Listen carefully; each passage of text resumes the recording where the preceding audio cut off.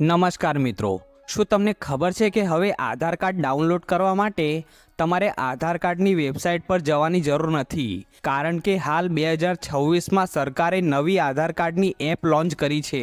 આ એપની મદદથી તમે તમારું આ પ્રકારનું ફૂલ અને લેટેસ્ટ આધાર કાર્ડ ઘરે બેઠા માત્ર મોબાઈલથી કેવી રીતે ડાઉનલોડ કરશો તેની સંપૂર્ણ સ્ટેપ બાય સ્ટેપ પ્રોસેસ હું આ જ વિડીયોમાં બતાવવાનો છું, એટલે વિડીયો અંત સુધી જોતા રહેજો। તો મિત્રો, આ વિડીયોમાં હું તમને બે રીત બતાવીશ।